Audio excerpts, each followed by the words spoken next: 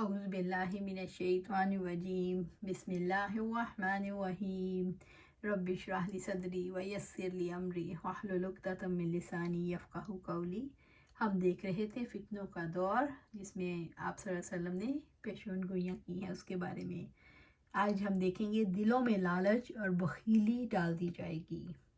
ابو ہریرہ رضی اللہ تعالیٰ عنہ نے بیان کیا کہ آپ صلی اللہ علیہ وآلہ وسلم نے فرمایا، زمانہ قریب ہوتا جائے گا اور عمل کم ہوتا جائے گا، اور لالچ دلوں میں ڈال دیا جائے گا، اور فتنے ظاہر ہونے لگیں گے، اور حرج کی کثرت ہو جائے گی۔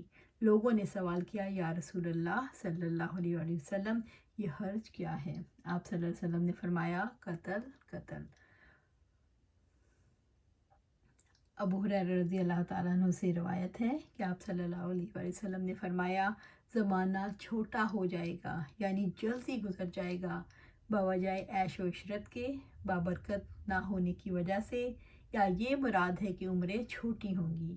اور بعضوں نے کہا، لوگ فکروں میں مصروف ہوں گے، بوجہ فتنوں کے معلوم نہ ہوگا کتنے دن گزر گئے، اور علم گھٹ جائے گا، اور لوگوں کے دلوں میں بخیلی ڈال دی جائے گی، اور فتنے ظاہر ہوں گے، اور حرج بہت ہوگا۔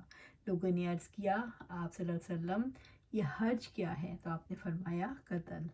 ابو ہریرہ سے رضی اللہ تعالیٰ عنہ سے روایت ہے کہ آپ صلی اللہ علیہ وسلم نے فرمایا، قیامت سے پہلے زمانہ قریب ہو جائے گا، علم گھٹ جائے گا، فتنے ظاہر ہوں گے، لوگوں میں کنجوسی ڈال دی جائے گی، اور حرج بہت ہوگا۔ صحابہ کرام نے پوچھا رضی اللہ تعالیٰ عنہ آپ صلی اللہ علیہ وسلم سے، یہ حرج سے کیا مراد ہے؟ تو آپ صلی اللہ علیہ وسلم نے فرمایا، قتل۔ ایمانت دلوں سے نکال لی جائے گی۔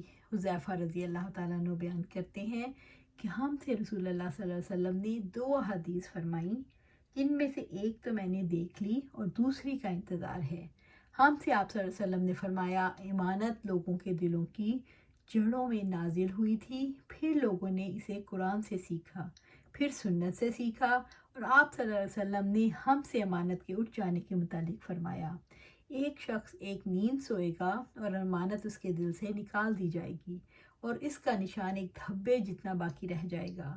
پھر وہ ایک نیند سوئے گا اور پھر امانت نکال لی جائے گی، تو اس کے دل میں آبلے کی طرح اس کا نشان باقی رہ جائے گا، جیسے تم نے کوئی چنگاری اپنے پاؤں پر گرا لی ہو اور اس کی وجہ سے آبلہ پڑ جائے۔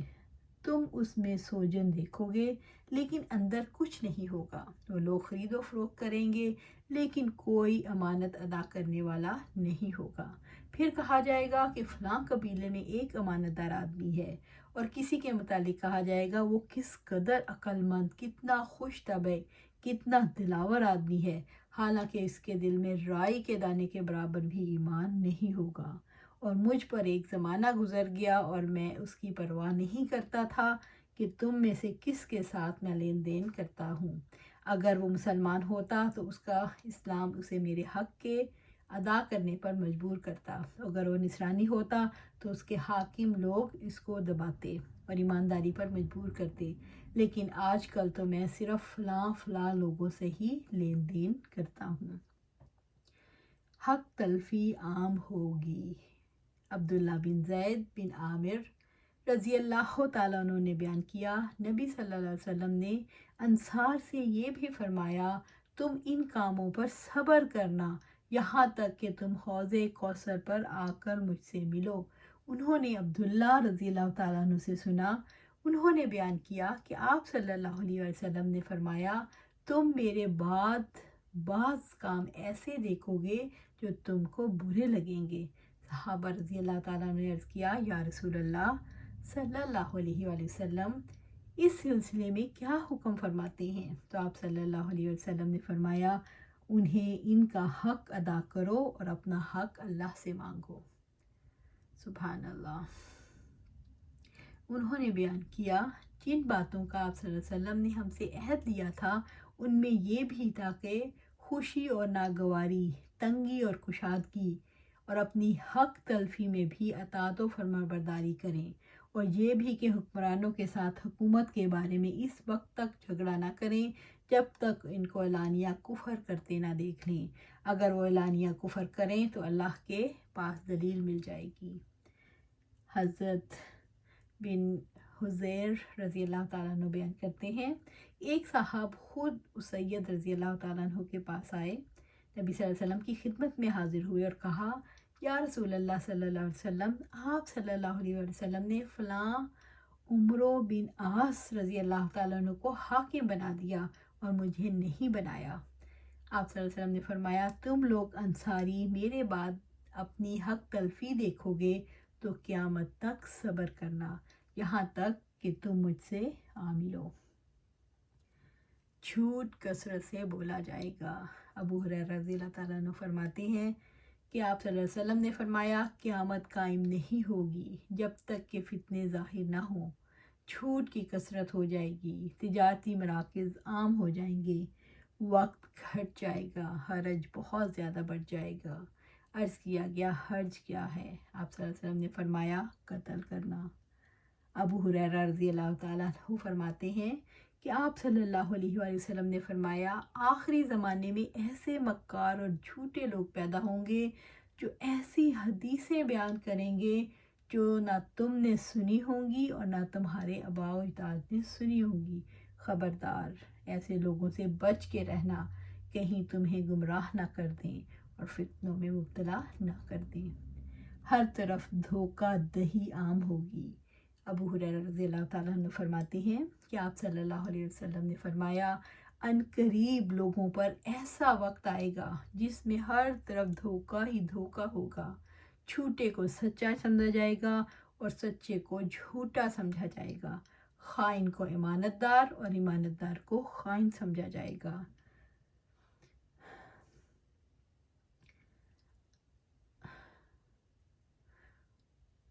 اور روبیضہ خوب بولے گا۔ عرض کیا گیا، یا رسول اللہ صلی اللہ علیہ وسلم، روبیضہ کون ہے؟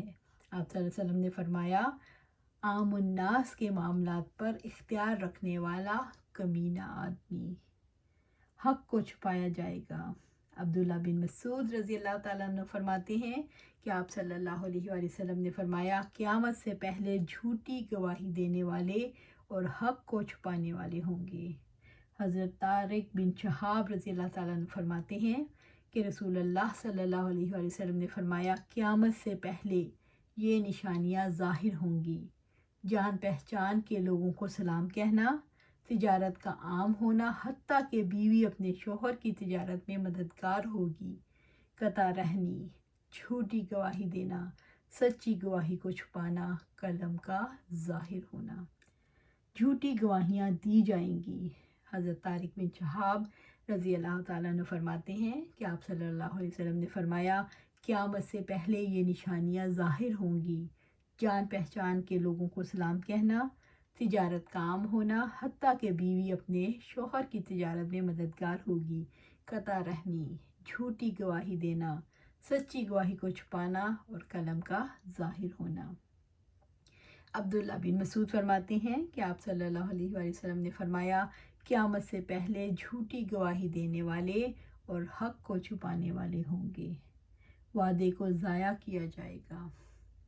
عبداللہ بن عمرو رضی اللہ تعالیٰ عنہ سے روایت ہے کہ آپ صلی اللہ علیہ وآلہ وسلم نے فرمایا، تمہارا کیا حال ہوگا جب ایسا وقت آ جائے گا، نیک لوگ برے لوگوں سے الگ کر دیے جائیں گے اور صرف برے ہی باقی رہ جائیں گے، وعدہ اور امانت خلط ملط ہو جائیں گے، یعنی ان کی پرواہ نہیں کی جائے گی، لوگ بالکل بگڑ جائیں گے، اچھے اور برے لوگ آپس میں یوں گھل مل جائیں گے۔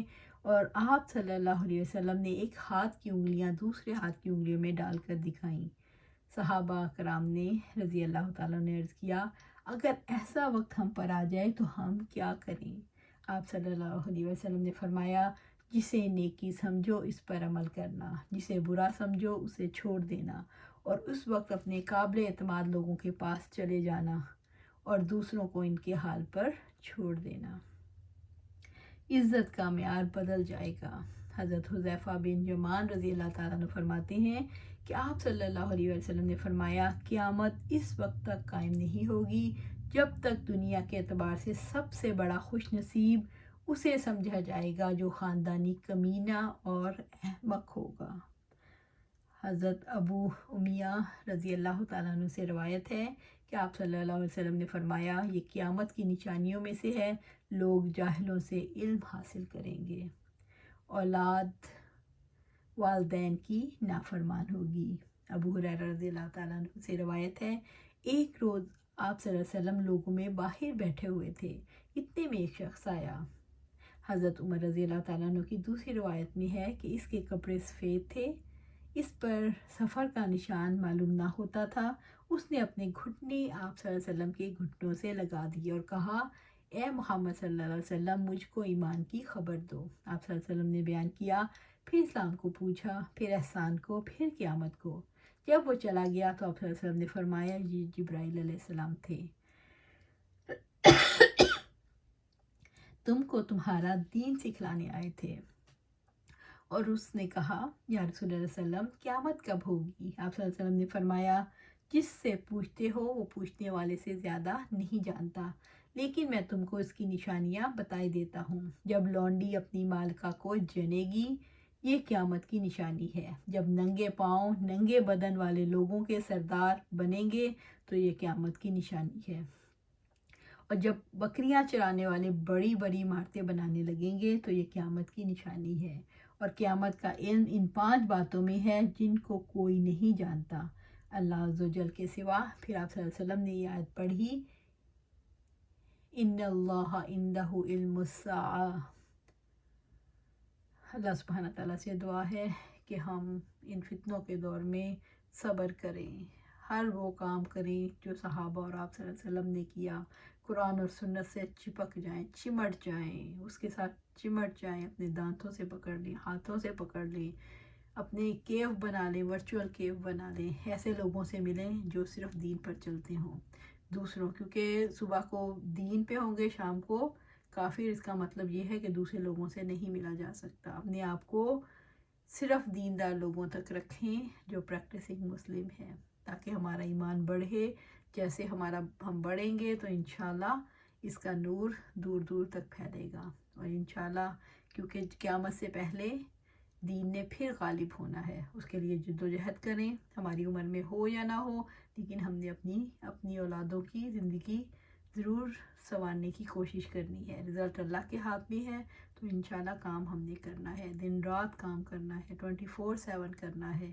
انشاءاللہ اللہ سبحانہ تعالیٰ ہمیں ہمت دے اور اس پہ استقامت عطا فرمائے، آمین یا رب العالمین۔